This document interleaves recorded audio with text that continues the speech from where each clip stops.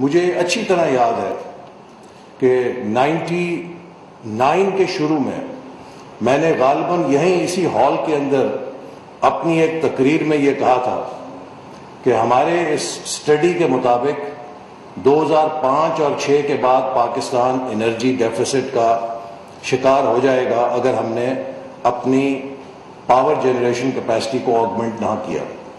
کیونکہ 99 میں ہمارے پاس سرپلس بجلی تھی تو ایک بڑی کمپلیسنسی تھی، اور ہم اس وقت انڈیا کو اور ہمسایہ ملکوں کو بجلی بیچنے کی بات چیت کر رہے تھے. تو جب یہ بات میں نے کی تو ہر کوئی پریشان ہوا کہ بھئی آپ کیسے کہہ رہے ہیں، ہمارے پاس تو فالتو بجلی ہے. لیکن پھر ہم نے وہ سال ضائع کیے اور آپ نے دیکھا کہ 2006 کے بعد ہم واقعی توانائی کے بدترین بحران میں گرفتار ہو گئے. پھر ہم بھی باہر ہو گئے اور 2013 میں دوبارہ موقع ملا تو پھر اسی جستجو کے ساتھ، اسی عزم کے ساتھ ایک نئے سفر کا آغاز کیا، اور پورے ملک سے جو سٹیک ہولڈرز ہیں اکٹھے کیے، اور ہم نے ویژن 2025 کی بنیاد رکھی جس میں کہا گیا کہ ہم 2025 تک پاکستان کو پہلی 25 معیشتوں میں شامل کر کے شاید کچھ ماضی کا قرض اتار سکیں. اور جب ہم نے یہ ویژن دیا تو ملک کے اندر 16 گھنٹے بجلی نہیں ہوتی تھی.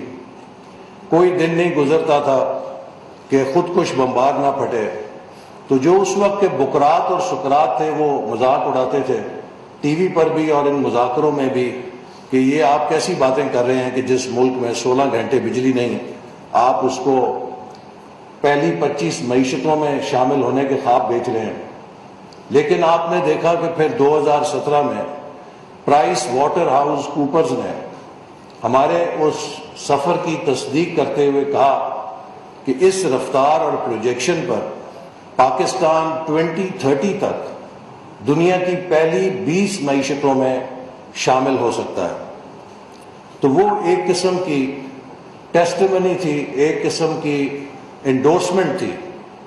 اور اسی شہر کے اندر 2017 میں یہ عالم ہو گیا کہ امریکہ کے سفیر میرے پاس آتے تھے، برطانیہ کے، یورپین یونین کے، جاپان کے، مڈل ایسٹ کے، اور ان سب کی زبان پر ایک ہی لفظ ہوتا تھا کہ excellency tell us how can our companies invest in Pakistan under CPEC. مجھے پوری دنیا سے جو وار کالجز تھے، چاہے وہ کیلیفورنیا کا نیول وار کالج تھا، چاہے وہ امریکہ کے دیگر تھنک ٹینک تھے، چاہے وہ کینیڈا کا وار کالج تھا، برسلز میں ای یو کی پارلیمنٹ کا تھنک ٹینک تھا، آسٹریلیا نیوزی لینڈ کے وار کالجز تھے، پوری دنیا کے وار کالجز سے ہر روز کوئری آتی تھی کہ ہم سی پیک اور پاکستان پہ سٹڈی کر رہے ہیں، آپ ہمیں کچھ انفارمیشن دیں. تو دنیا کو یوں معلوم ہوا کہ پاکستان کو کوئی ہولی گریل مل گئی ہے اور پاکستان ایک سفر پہ چل پڑا ہے. For the first time, world started to look at us for the right reasons.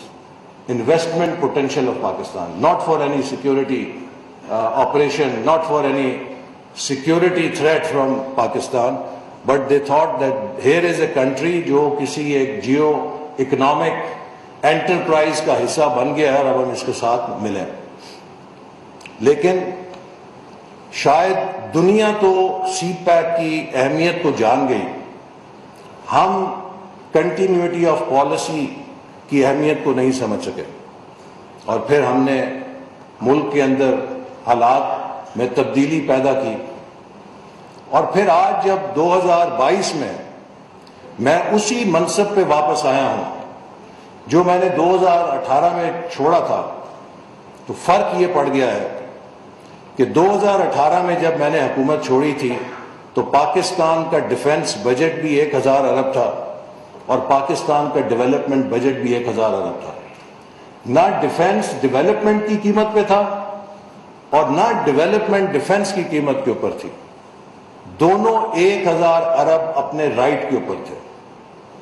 آج 2022 میں جب میں نے یہی منصب دوبارہ سنبھالا ہے تو ڈیولپمنٹ بجٹ جو رواں سال میں ابتدا میں 900 ارب تھا وہ سکڑ کے 550 ارب رہ گیا تھا.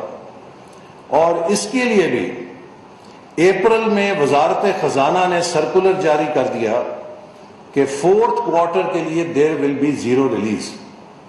پاکستان کی تاریخ میں اس سے پہلے یہ کبھی نہیں ہوا تھا کہ ڈیولپمنٹ بجٹ کی آخری قسط 3 مہینوں کی روک لی جائے اور وزارت خزانہ یہ کہے کہ ہمارے پاس یہ پیسے دینے کے لیے خزانے میں موجود نہیں.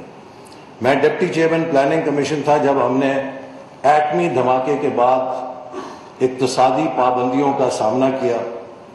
ہم نے اس وقت بھی کچھ تھوڑی بہت کٹ لگائی تھی ڈیولپمنٹ سپینڈنگ پہ اکانومائز کرنے کے لیے، لیکن پورا سال سارے کوارٹرز میں ہم نے اپنے ڈیولپمنٹ بجٹس کو پروجیکٹس کو فنڈ کیا تھا.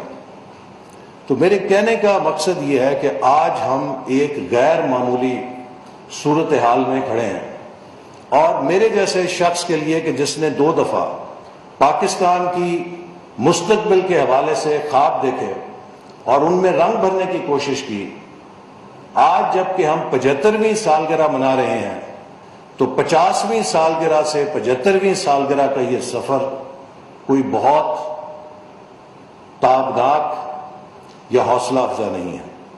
ہم نے پچھلے 25 سال بھی ضائع کر دیے ہیں. اور مجھ سے اگلے دن کسی نے سوال کیا کہ آپ 2023 کو کیسے دیکھتے ہیں؟ تو میں نے کہا کہ میں 2023 کا اتنا نہیں سوچتا جتنا میں یہ سوچتا ہوں کہ میری اولاد اور ان کی نسل جب 2047 میں پاکستان کے 100 سال پورے ہونے پہ ہماری جگہ کھڑی ہوگی تو کیا وہ بھی ہماری نسل کی طرح شرمسار ہوگی، یا وہ فخر کے ساتھ کہہ سکے گی کہ نو وی میڈ اٹ، اور ہم نے واقعی ملک کو اس راستے پہ گامزن کر دیا جو اس کا حقدار تھا. تو آج جب ہم 75ویں سالگرہ کے سال میں کھڑے ہیں تو by no means Pakistanis and Pakistan deserved what we are getting today. ان پچھلے 50 سالوں میں بنگلہ دیش جس کو ہم اپنے اوپر ایک بوجھ سمجھتے تھے، 60s میں I was a school going kid and I remember کہ یہی جب مانسون کا سیزن آتا تھا تو ریڈیو اور پی ٹی وی کے اوپر ماتمی دھنیں لگ جایا کرتی تھیں کہ مشرقی پاکستان میں اپنے سیلاب زدہ بہنوں اور بھائیوں کے لیے صدر کے فنڈ میں دل کھول کے عطیہ دیں. اور یہاں پہ مغربی پاکستان میں عموماً لوگ یہ سوچتے تھے کہ یہ مشرقی پاکستان کے لوگ تو ہم پہ شاید بوجھ ہیں کہ ہر سال ہم انہیں اپنی تنخواہوں سے یہاں سے عطیات دیتے ہیں اور ان کے ہاں سیلاب آتا ہے اور اس کے لیے انہیں ہماری مدد کی ضرورت ہوتی ہے. تو وہ مشرقی پاکستان بھی ان 50 سالوں میں ہم سے آگے نکل گیا، اور آج ان کی وزارت اطلاعات بڑے فخریہ انداز میں اپنی 50ویں سالگرہ پہ یہ اشتہار لگاتی ہے کہ ہم نے پاکستان کو ہر سوشل اور اکنامک انڈیکیٹر میں پیچھے چھوڑ دیا ہے. تو یہ ایک بہت بڑا لمحہ فکریہ ہے کہ ہم بحیثیت قوم اپنا جائزہ لیں کہ ہم یہاں کیوں کھڑے ہیں اور آئندہ مستقبل کے لیے ہم کیا مختلف کر سکتے ہیں کہ جس سے ہمارے اگلے 25 سال ضائع نہ ہوں. انگریزی میں کہتے ہیں if you keep doing what you are doing you will keep getting what you are getting, and if you want to stop getting what you are getting you have to stop doing what you are doing. تو ہمیں اپنی عادات کو، اپنی حرکات کو ٹھنڈے دل کے ساتھ جائزہ لے کر تبدیل کرنا ہوگا، اور یہ دیکھنا ہوگا کہ وہ ممالک جو ہم سے آگے نکل گئے آخر ان میں ایسی کیا بات تھی. میں اکثر سوشل میڈیا پہ چند فرسٹریٹڈ لوگوں کے تجزیے پڑھتا ہوں. وہ یہ کہتے ہیں کہ جی پاکستان بڑا بدنصیب ملک ہے کہ پاکستان کو وہ قیادت نہیں مل سکی جو اس کو آگے لے کر جاتی. کیا بنگلہ دیش کو کوئی ایسی قیادت ملی کہ جو ہمارے سے بہت سپیریئر تھی؟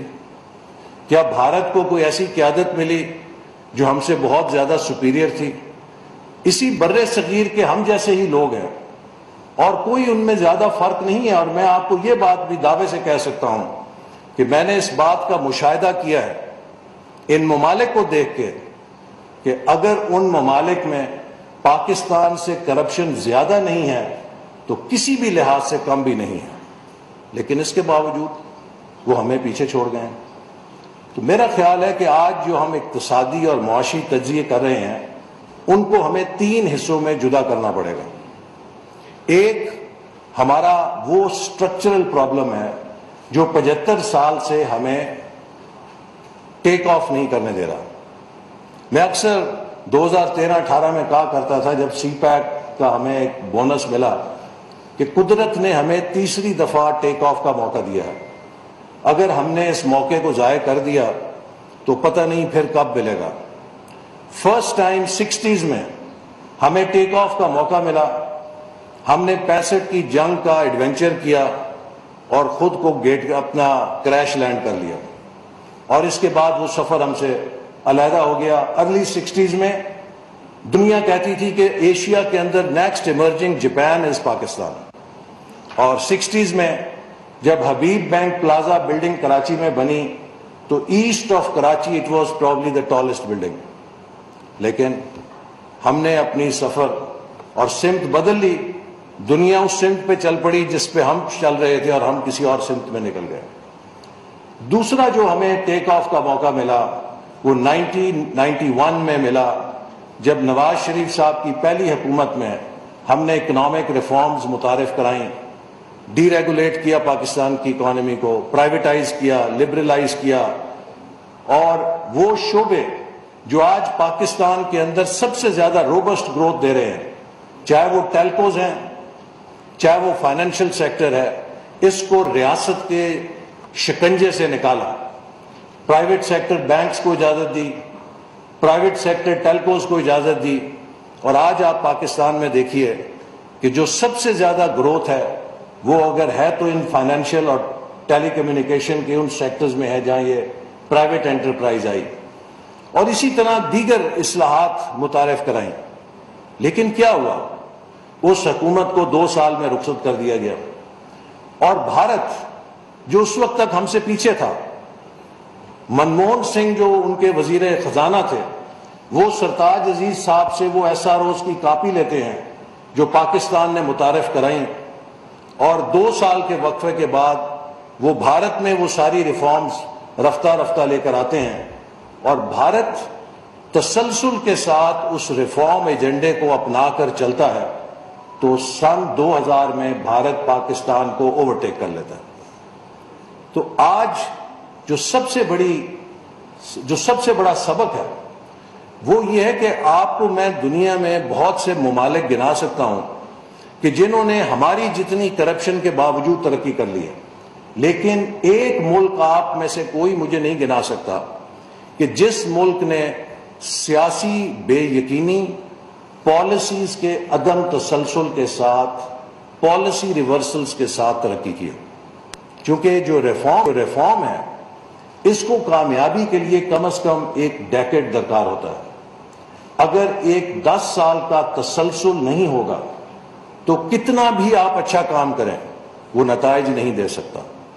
ہم اس ملک کے اندر پالیسیز کو تسلسل اور دوام دینے میں ناکام رہے ہیں، اور اس کی بڑی وجہ ہماری اندرونی سیاسی چپکلش ہے. 1998 میں امریکہ کا ایک محقق ہے اسٹیفن کوہن، انہوں نے ایک کتاب لکھی تھی، اور میں بار بار کہتا تھا کہ ان کی یہ کتاب ہر پاکستانی کے لیے ایک چیلنج ہے کہ ہم اسٹیفن کوہن کو غلط ثابت کریں. اس نے 1998 میں کہا کہ پاکستان کے لیے 3 سینیریوز ہیں. ایک سینیریو یہ ہے کہ یہ ریاست فیل ہو جائے گی. اس نے کہا اس کا امکان تقریباً نہ ہونے کے برابر ہے، اس لیے کہ پاکستان کی فوج اتنا مضبوط ادارہ بیک بون کے طور پہ ہے کہ جو اس کو شاید بکھرنے نہیں دے گا، تو لہٰذا اب مزید پاکستان کے ٹکڑے ہونے کا زیادہ امکان نہیں ہے. دوسرا اس نے کہا کہ شاید پاکستان کامیاب ریاست بن جائے، تو اس نے کہا اس کا بھی امکان نہیں ہے، اس لیے کہ یہ وہ ریاست ہے کہ جس میں ڈی جورے اور ڈی فیکٹو پاور کے مراکز علیحدہ علیحدہ ہیں، اور یہ جو ڈی جورے اور ڈی فیکٹو طاقت کے مراکز کی کشمکش ہے، یہ اس کو کبھی یکسوئی کے ساتھ ترقی یا کامیاب نہیں ہونے دے گی۔ لہٰذا اس نے کہا کہ جو تیسرا سینیریو ہے کہ Pakistan will just middle through, کہ بس اسی طرح ہی لوڑا لنگڑا یا جیسے کہہ لیں کہ بس کرال کرتا ہوا یہ مڈل تھرو کرے گا۔ تو آج آپ دیکھیے 1998 کے بعد ہم جب 2022 میں کھڑے ہیں، وی آر پروونگ ہم رائٹ کہ ہم مڈل تھرو ہی کر رہے ہیں۔ تو اسی لیے جیسے میں نے کہا کہ آج ہر پاکستانی کے لیے جو سوچ سے، جو سمجھ سے خود کو آراستہ سمجھتا ہے، سنجیدگی کا وقت ہے کہ ہم اپنی اگلی نسل کو ایک ایسا راستہ دے کے جائیں کہ جس سے ہم ماضی کی غلطیاں نہ دہرائیں۔ آپ کو اس بجٹ کے نمبرز اگر آپ دیکھیے تو آپ کو ہوش ربا ہوں گے۔ ایک اگر آپ کمپنی کے چیف ایگزیکٹو آفیسر ہیں اور آپ کی کمپنی کی یہ بیلنس شیٹ ہو تو آپ کو رات کو نیند نہیں آنی چاہیے۔ ہمارے نمبرز یہ ہیں کہ اس سال ہم تخمینہ رکھ رہے ہیں کہ 7,000 ارب کے ٹیکس ریونیو اکٹھے کریں گے اور تقریباً 2,000 ارب کے نان ٹیکس ریونیو ہوں گے۔ یہ ریاست کو 9,000 ارب کا ریونیو ملے گا۔ وفاق اس میں سے تقریباً 4100 ارب روپیہ صوبوں کو ان کے حصے کا دے دے گا۔ تو وفاقی حکومت کے پاس 4,500 ارب۔ وفاقی وزیر برائے منصوبہ بندی احسن اقبال سیمینار سے خطاب کر رہے ہیں، جبکہ دوسری جانب سندھ اسمبلی کا اجلاس ڈپٹی اسپیکر ریحانہ لقاری کی زیر صدارت جاری ہے۔